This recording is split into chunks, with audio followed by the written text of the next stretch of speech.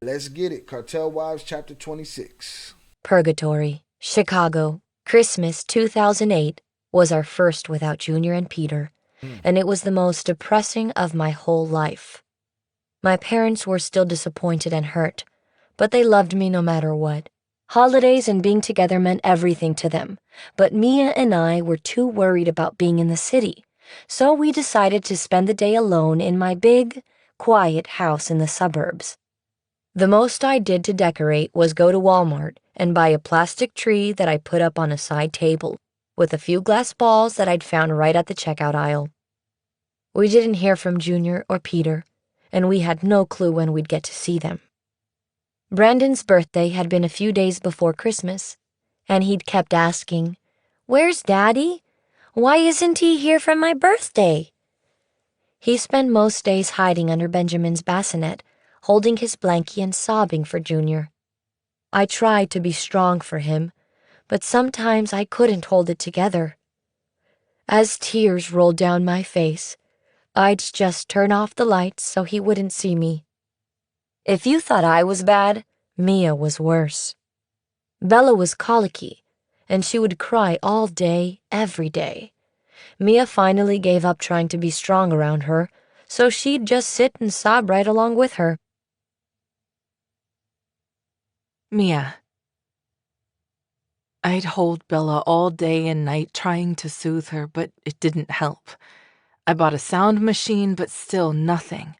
I remember thinking, I'm just glad Bella's too young to remember this. She and Benjamin will never know how bad this is. Olivia. I'm totally OCD when it comes to cleaning, but that December, I didn't give a shit about anything. I'd roll Benjamin's dirty diaper in a ball and just throw it on the floor.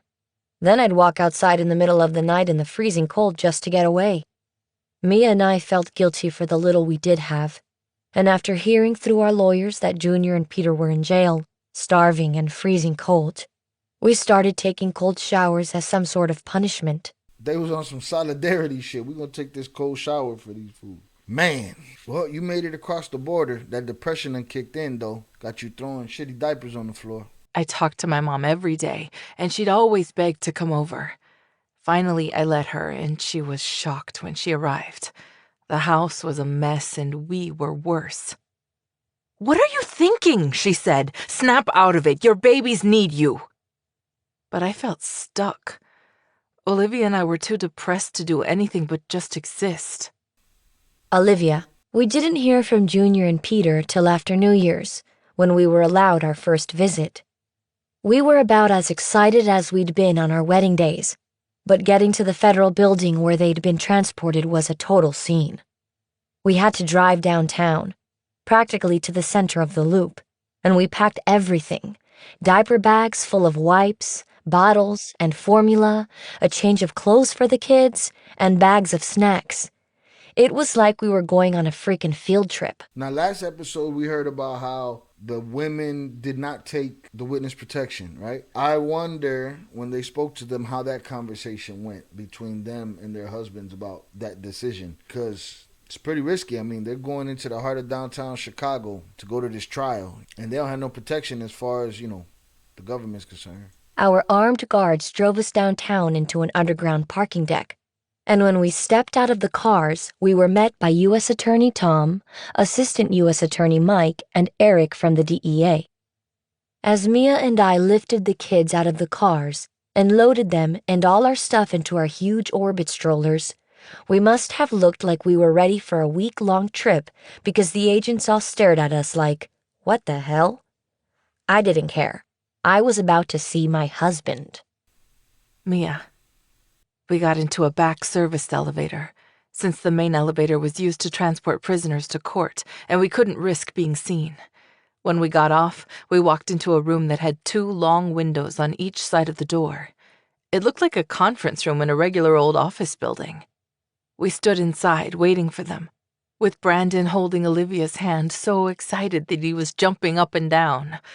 I'd taken a million pictures of Bella and had written to Peter almost every day. I never wanted him to feel like he was missing out, so I hoped that when he saw her, he'd as much as know her. Suddenly, We saw Peter and Junior through the skinny windows walking toward the room, shackled at their hands and feet.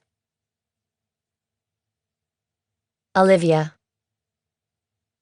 "Daddy, Daddy!" screamed Brandon, and he ran toward his dad and grabbed him around the knees. Junior's face lit up, and I couldn't stop staring at him. I loved and missed him so much that I ached deep down, and all I wanted to do was hold him and never let him go.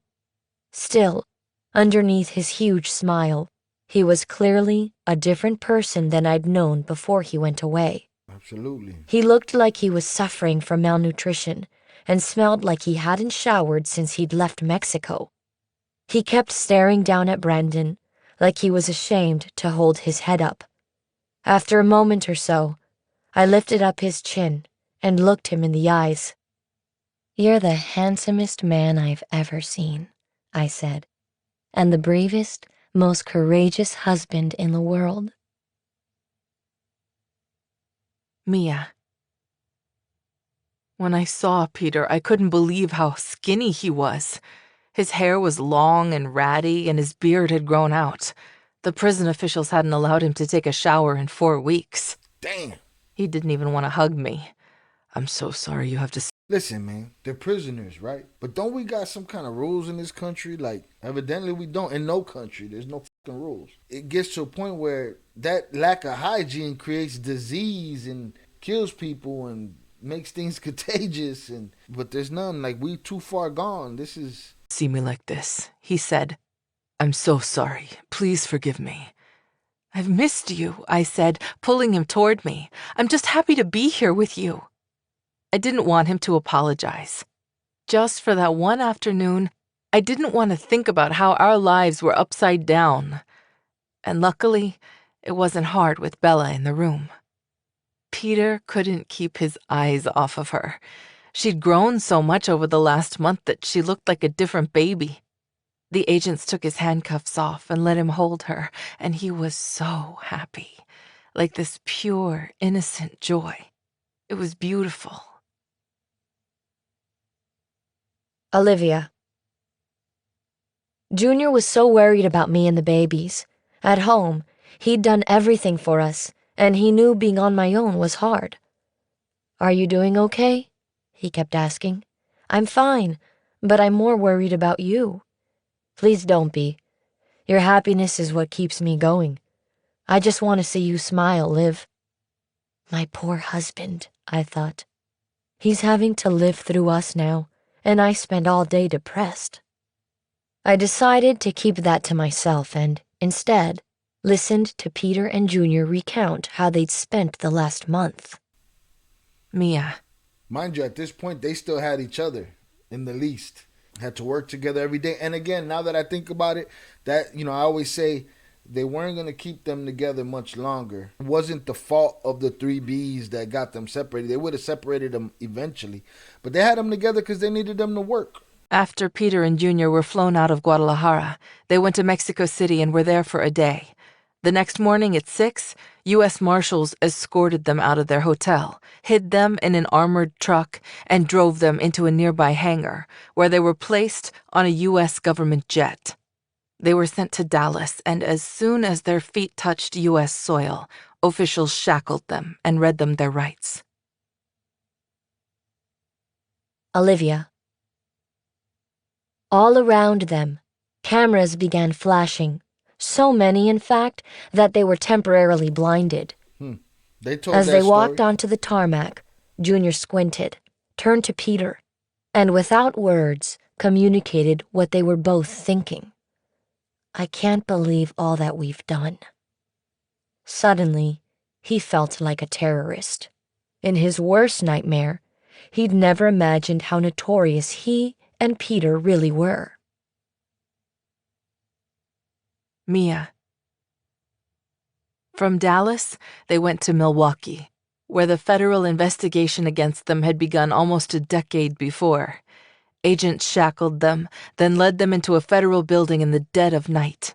The structure had been locked down as a security precaution, and Peter and Junior could hardly turn their heads without seeing an armed guard or an official from one of several different agencies.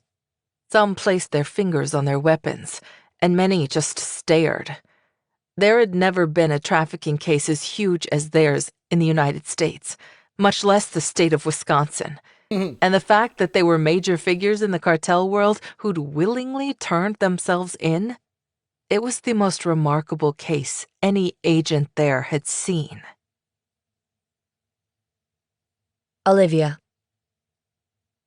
Peter and Junior spent one day in Milwaukee in separate prison cells, within earshot of each other. During the night, Peter called out to Junior, "Please don't sleep. Talk to me. I'm lonely." They'd been building a criminal enterprise for almost half their lives, and Peter was no stranger to captivity. But this was their first night in jail, a place they'd spent their whole lives avoiding. The next morning, they were transported to the Metropolitan Correctional Center in Chicago. It only took an hour for them to get there. They were in a caravan of black Suburbans, surrounded by U.S. Marshals that raced at top speed and blew through every red light. Barack Obama had just taken office, and we later heard that a few bystanders who saw them pass just assumed that Secret Service was moving the president.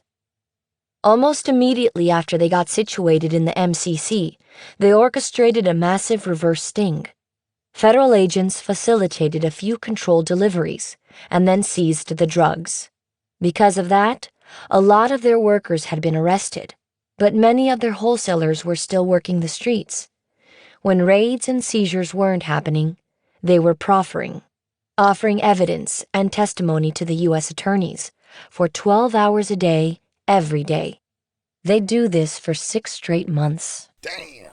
12 hours a day, every day. Basically running it under false pretenses. Crazy. "We're telling the feds everything," Junior said. "Names, locations, all the ins and outs of our business." To me, at that point, giving up everything, you know that if you don't give them something and they find out about it 10, 15, 20 years later, they coming for you. You're going to get your little number. If there was bodies, why not throw the bodies in there? That's the shutdown so far. Nobody's giving me an answer otherwise that makes any sense. The whole bit. Mia, Peter told us that all the proffering and recording happened in the federal building right where we were sitting, but that they were being housed in the Metropolitan Correctional Center right across the street. The MCC is a massive, brown, windowless building, and it's essentially a holding pen for federal criminals awaiting trial, sentencing, or placement in another prison. "When they move us out of the MCC every day," he said, "we have 12 marshals lead us out. They cover up the windows on everyone else's cells so they won't know who's passing by." "As long as you're safe, baby," I said. "That's the most important thing." God, I was naive. That wasn't all that mattered. They didn't just need to be safe. They deserved to be treated with some basic human dignity, too. Olivia. The MCC was... Mind you, do I believe that there's some criminals that don't deserve, human decency? Yeah. Those that do not offer up human decency. Problem is, as far as law enforcement and the hoorahs are concerned, all crime is created equal. Doesn't matter if it's out of necessity, desperation. Go ahead and commit a crime while you're trying to save a family member from a more dire consequence. See if they still don't charge you. They give you a pat on the back. Well done. Saved your family member, but we got to get you on this gun charge, this, that, that. We're not just going to let this shit go. It's not what we do. First of all, there's a lot of drug dealers that shouldn't be in jail. Jails is just big business, and it's the mission to put people in there and get that money and get that government bread. And it's the same as any cartel, and it's the same as any other operation. They're all plugged and connected. That's it. To each other. Was hell on earth. Sure, no one was going to kill them there, but spending 10 minutes within those walls was kind of like dying. Junior was always the type of person who was so selfless he never complained. But looking into his eyes every time I visited, it was hard to miss his pain and suffering. I wanted to tell him how bad I was feeling, but knowing how awful he had it and how traumatized he looked, I didn't have it in my heart to. He was already too broken. Yeah, they would just been beating up on him at that point. Mia. Junior and Peter were such a big deal at the MCC that the guards there grew to hate them. They made their jobs harder because they had to jump through all these hoops just to get them out the door. So they cut their privileges, letting them have fewer showers, restricting their phone calls, and locking them down 20. Yeah, y'all dirty for that. Somebody make you come do your job and you just want to keep them from showering and let them get MRSA and fucking die. Like, that's your place in the world to make that kind of decision. Fuck out of here. 24/7. Olivia. While other inmates were pacing around their cells shirtless because it was so warm, Peter and Junior had been deliberately put into a cell that was so cold. The walls were covered in a thin sheet of ice, yet the guards wouldn't give them any blankets. Peter and Junior lay together in the bed just to create body heat between the two of them. They were shaking the entire time. The guard who checked on them at night once caught them and said, "Get the f*** out of that bed before I give you both a shot." That was a disciplinary action that would force them each into solitary confinement, which didn't make a difference because they were already there. Junior responded, "We're brothers. Are you fucking kidding me?" But the guard kept on. "Get out of that bed before I write you up." Yeah, bruh. They don't give a shit that y'all brothers. If you're not gonna, even if y'all not in there on some funny stuff, you're not gonna be in there on some emotional fucking crutch shit either. They're like, you basically together so that you can work for us. Don't get cute. Creature comforts. None of them. Mia. The guards finally moved them into a different cell, and when Peter walked into it, he half believed a mass murder had just gone down. There was blood on the walls, on the mattress, and on the floor. It smelled terrible, but the guards wouldn't clean it up till the next day. The guy in the cell across from them would scream all day and night that he was going to commit suicide. Then he'd rub his own shit all over the walls and the doors. The hall dividing them was so small, Fuck Peter yeah. could smell it all day. So he'd just sit in the cell, put his arms over his head, and think, I'm living in hell. This is not a place for a human being to be. Olivia. It broke my heart to watch my husband and brother-in-law suffer.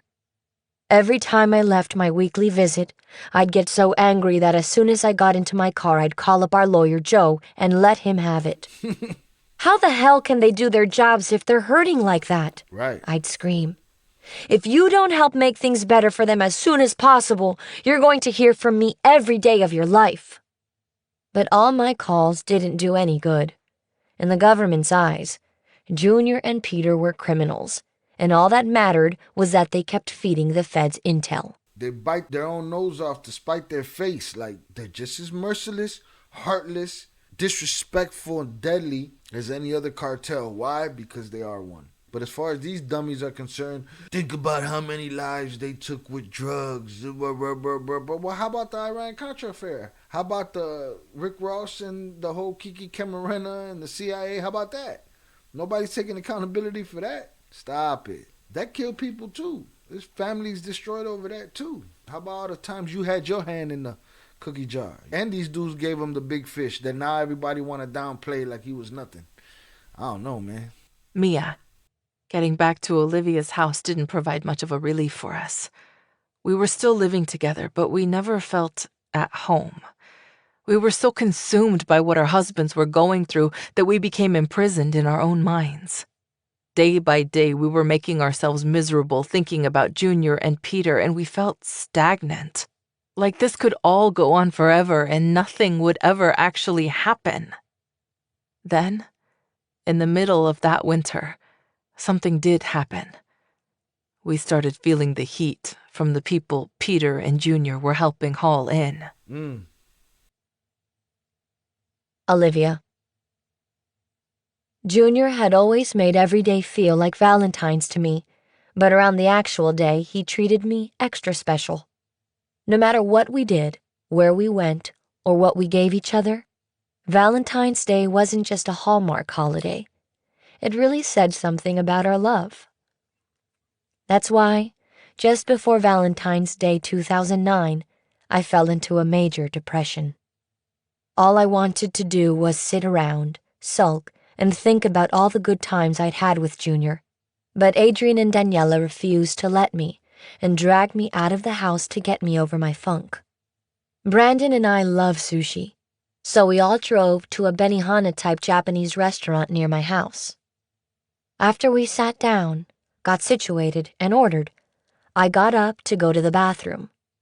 Just as I walked out of the ladies' room, holding Brandon in my arms, I ran right into one of the wholesalers Junior had informed on a few months before. Dang. Apparently, he was out on bond, and when he laid eyes on me, he was pissed. He got right up in my face, put his fingers to my head, and started yelling at me.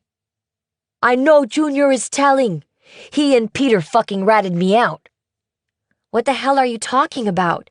I was trying to sound innocent. "That's not true." I was scared out of my mind, thinking he was going to hurt me and my son, and I hugged Brandon closer to me. "I got paperwork," he said, "and it says Informant 1 and Informant 2 on it. Who else could that be?" Just then, Adrian It might as well have said Informant Twin and Informant Twin on it. walked out of the men's bathroom, saw what was happening, and put himself between the wholesaler and me. "You need to calm down and relax," he said. "This is bullshit. How can my brothers be telling if I'm still here working? Wouldn't I be in jail too?" The wholesaler looked at Adrian and realized he had a good point. He backed off and shrugged. Then he turned to Adrian and said, "Can I get your number for some work then?"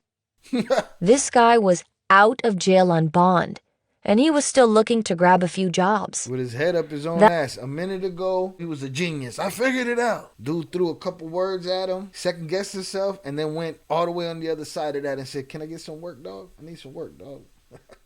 Holla at your boy. Gee whiz. It's kind of ridiculous. That just tells you how connected Junior, Peter, and our family were known to be. Mia. People had expressed their suspicions to Junior and Peter directly, too. There was one occasion when Peter was on the phone setting up a drug bust, and a customer paused and said, "I need to ask you something. Are you a rat? Dang. Just be honest." Peter would deny it backward and forward, but a big part of him just wanted to fess up and answer, "Yes, I am." He and Junior were feeling guilty. They were putting people they loved behind bars and knew their families' lives were going to be changed forever by it. These were workers who had children. Each time they helped the feds set up a controlled delivery, they were letting go of a long friendship. And it broke their hearts to turn their backs on the same people that they'd taken care of for years. When I saw Peter every Friday, the pain showed on his face. The light he'd always had in his eyes had started to dim. He was so cold and pale all the time. That's the shitty part of it right there, bro. Forget about taking down the guys that put everybody in jeopardy, that told them to make a choice because of their little war. But now you got the government that's not, they don't just want what you can give them up there. You got to give them everything. Again, they were willing to break all those relationships. They were willing to put away people that they love. They'd have been willing to drop them bodies in the profit. That's what I think. But here's the shitty part of it right here. They're like, nah, that ain't enough. We need everything. And that meant giving up everybody. And when I'd hug him, he couldn't let me go. He'd ask me to comfort him, saying, "Just remind me that I'm doing the right thing." I lived for those Fridays. But staying home with Olivia was getting easier. Maybe we were just getting used to our new lives. We started cleaning the house every day so we wouldn't be surrounded by mountains of dirty diapers. We weren't getting new vehicles every month like we had in Mexico, so we took our cars to the shop for oil changes and new tires. Even after everything they'd gone through, our husbands kept saying how worried they were about us driving in the snow. No one was running our errands anymore, so we did them ourselves. On the weekends, we watched happy family movies, and it may sound silly, but they helped us see life in a positive light. We shoveled snow together and took the garbage out twice a week. Once Olivia fell on her butt when she was hauling trash, and we both burst out laughing. As she lay there in the snow, I looked at her, smiled, and said, "I can't believe this is what our lives have become." It was hard. Our lives were like night and day compared to what they'd been 6 months before, but we were making it. Little did I know, though, that I'd need that strength, because my life was about to become even more complicated. This was the court talk, or them going to court, them being able to visit the boys for the first time, them seeing that they was definitely neglected, not allowed to shower for weeks and weeks at a time, which there got to be a law against that. There got to be something on the books for that, cause but nobody cares, man. Humans care less about humans than anything else. So it is what it is.